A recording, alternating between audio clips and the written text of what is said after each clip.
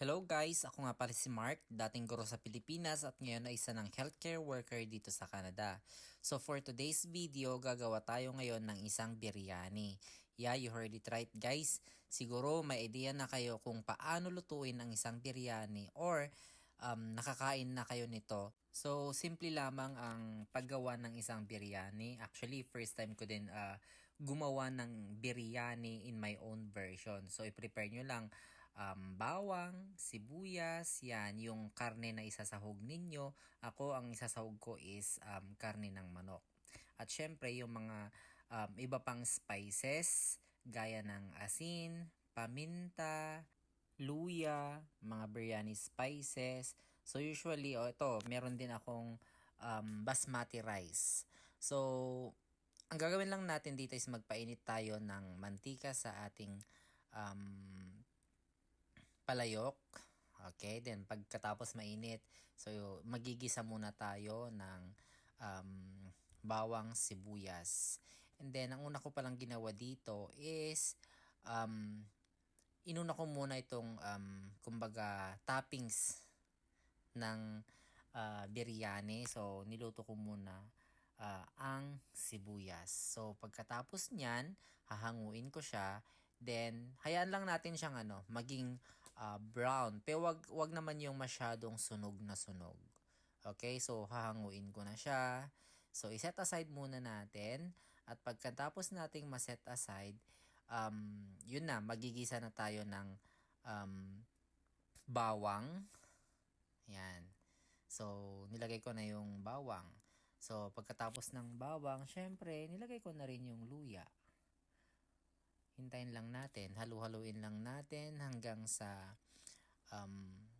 maging brown ito. Gaya nga ng sinabi ko kanina, huwag masyadong sunog na sunog yung bawang. So, nagustuhan ko yung biryani noong in-invite kami ng isang kasama naming Indians sa kanyang birthday, wherein yung boyfriend niya is nagluto siya ng biryani. Ang sarap. Ang sarap. So actually may kasama rin ako dito sa bahay na Indiana. Actually hindi ko pa siya nakitang nagluto ng isang biryani. Pero nung nasa Ottawa kasi ako, nakakain na rin ako ng biryani pero hindi ko pa ganun gaano kinakain. Hindi ko pa masyadong gaanong nagustuhan yung biryani nun kasi iba din talaga yung amoy. Matapang yung amoy, yung mga spices na ginamit. Pero until one time nung in-invite ako ng katrabahuan namin, kaibigan na mag-birthday, ayun, natikman ko ang sarap pala. So sa napadami ako ng aking kain doon sa biryani. Yun nga lang, na-upset yung aking tiyan. Kaya yun, maanghang siya. Maanghang din tong biryani. So, pero itong lulutuin ko is, hindi siya masyadong maanghang. Hindi ko siya bubudburan ng napakaraming sili. Kasi yung yung mga kapatid natin, mga kaibigan nating mga Indians, usually mas gusto nila ng maanghang. So, sa akin, medyo maselan ako sa maanghang. Kumakain ako ng maanghang pero hindi yung as in sobrang anghang. Yon. So ito na, nilagay ko na dyan yung ating luya. O yun nga, ginigisa nga natin, di ba?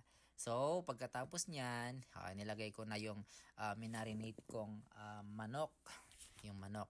So kadalasan kasi manok ang nilalagay usually talaga sa mga biryani.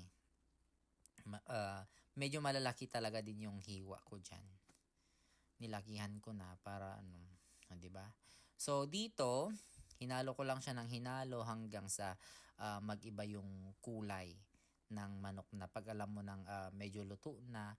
Kumbaga half cook lang siya. Half cook lang yung pagkaluto ko dito sa manok kasi pag nilagay ko yung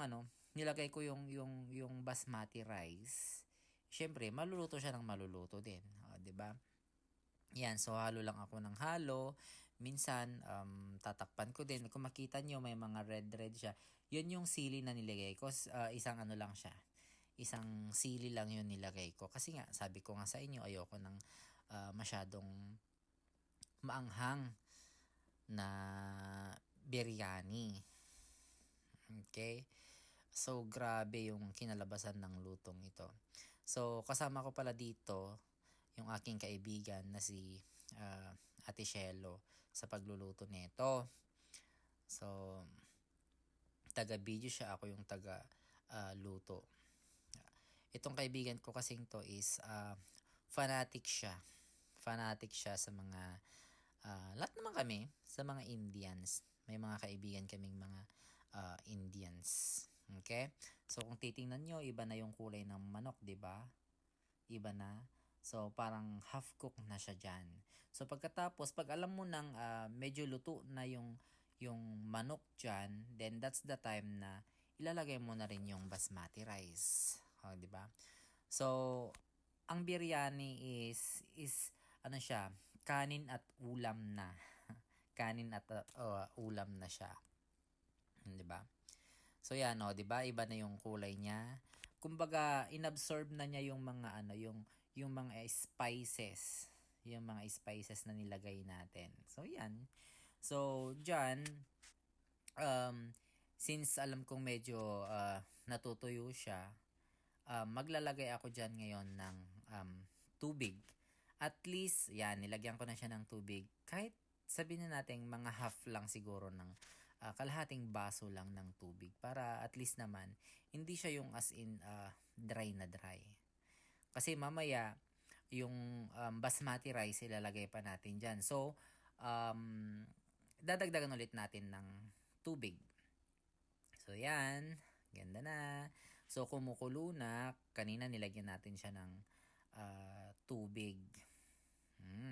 Ang bango ng amoy niyan, guys. Promise.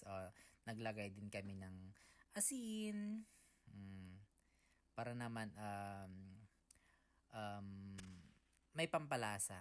Lumasa yung ating biryani. Yan, halo-haluin mo lang siya. Medyo lang ako kasi pag nagluluto ako is yung halo lang ako ng halo. Halo lang ako ng halo. Gusto ko kasi siyang hinahalo para naman even yung kanyang pagkakaluto. So ito, naglagay din ako ng anong tawag dito? Nakalimutan ko na. Yan. Tatakpan ulit natin. Then, lalagay na natin ang basmati rice. Iba yung basmati rice. Yung siya, medyo mahahaba siya. Kumbaga sa normal na rice natin.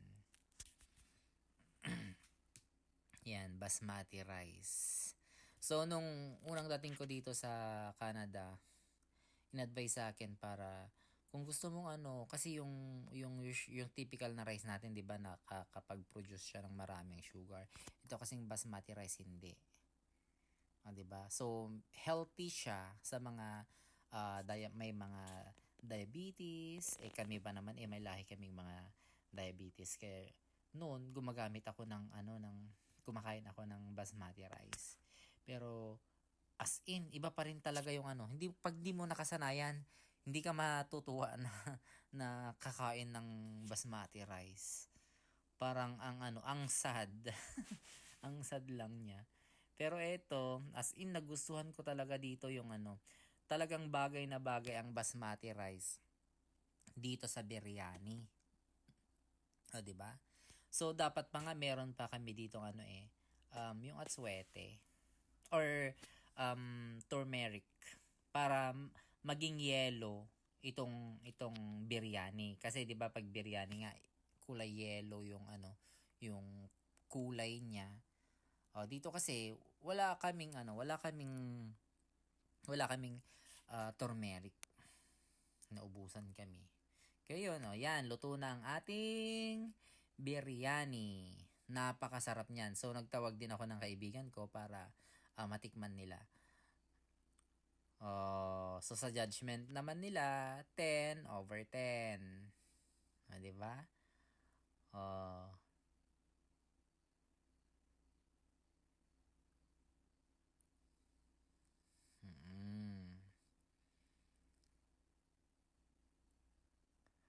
Yan na. See? Okay, guys. Thank you for watching. Maraming salamat. Paalam!